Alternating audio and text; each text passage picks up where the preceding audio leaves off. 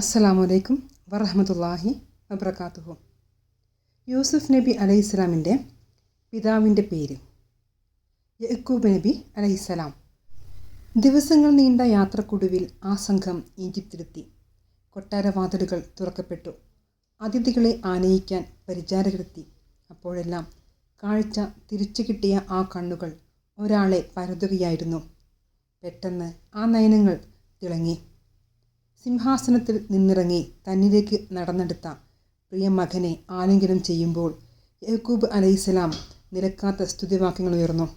പിന്നെ ആദരപൂർവ്വം പിതാവിനെ പിടിച്ച് സിംഹാസനത്തിൽ ഇരുത്തി യഅ്കൂബ് അലൈഹിസ്സലാം വീണ്ടും നാഥനെ സ്തുതിച്ചു.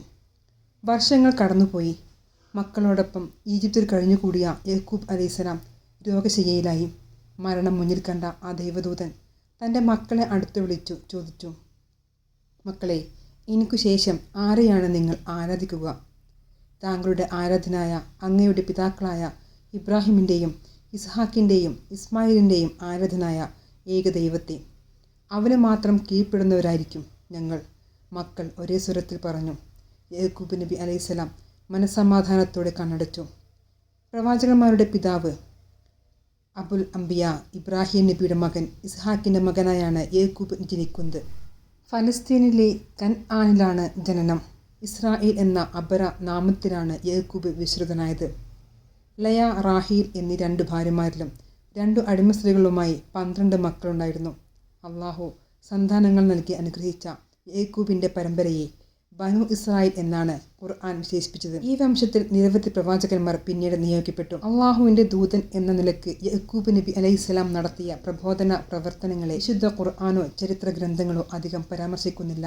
എന്നാൽ തൻ്റെ സന്താനങ്ങളെ ഏകദൈവവിശ്വാസത്തിൽ അടിയുറപ്പിച്ചു നിർത്താൻ യഅ്കൂബ് വസിയ്യത്ത് ചെയ്യുന്നുണ്ട്. ക്ഷമ, അള്ളാഹുവിലുള്ള പ്രതീക്ഷ, ശുഭാപ്തി വിശ്വാസം എന്നീ സൽഗുണങ്ങൾ യഅ്കൂബിൻ്റെ ജീവിത പാഠങ്ങളിൽ നിലനിൽക്കുന്നുണ്ട്. വത്സലപുത്രനായ യൂസുഫിനെ കൗമാരഘട്ടത്തിൽ നഷ്ടപ്പെട്ടപ്പോഴും യൂസുഫിൻ്റെ സഹോദരൻ്റെ വാർദ്ധക്യത്തിൽ കൈവിടേണ്ടി വന്നപ്പോഴും അദ്ദേഹം അനുഭവിച്ച മനസ്സംഘർഷം തീവ്രമായിരുന്നു.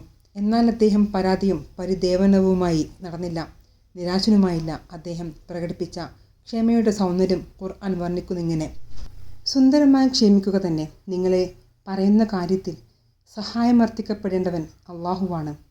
മക്കളെ നഷ്ടപ്പെട്ടതിൽ വേദനയമർത്തി കഴിയവേ അദ്ദേഹത്തിൻ്റെ കണ്ണുകൾ വെളുത്തുപോയി. കാഴ്ച മങ്ങി. ബന്ധുക്കൾ ആക്ഷേപിക്കാനും തുടങ്ങി. അവർക്ക് ദൈവദൂതൻ നൽകിയ മറുപടി: എൻ്റെ ദുരിതവും സങ്കടവും ഞാൻ നിരത്തുന്നത് അള്ളാഹുവിന് മുന്നിൽ മാത്രമാണ്. പരീക്ഷണങ്ങളുടെ നെരിപ്പോടിൽ കാലങ്ങളോളം കഴിഞ്ഞ ജ്ഞാനവയോധികനായ അദ്ദേഹം ദിവ്യ കാരുണ്യത്തിൽ ഒരിക്കൽ പോലും നിരാശപ്പെട്ടില്ല. അദ്ദേഹം മക്കളെ ഉപദേശിക്കുന്നു: നോക്കൂ, അള്ളാഹുവിൻ്റെ കാരുണ്യത്തെപ്പറ്റി നിങ്ങൾ നിരാശപ്പെടരുത്. വിശ്വാസമില്ലാത്തവർ മാത്രമേ ദൈവകാരുണ്യത്തിൽ നിരാശരാവുകയുള്ളൂ. ദശാബ്ദങ്ങൾ പിന്നിട്ടപ്പോൾ ഇസ്രായേൽ ജനത പക്ഷേ പിതാമഹൻ യഅ്കൂബിൻ്റെ പാഠങ്ങളും മാതൃകകളും മറന്ന് നെറുകേടിൻ്റെ പര്യായമായി മാറിയെന്ന് ചരിത്രം.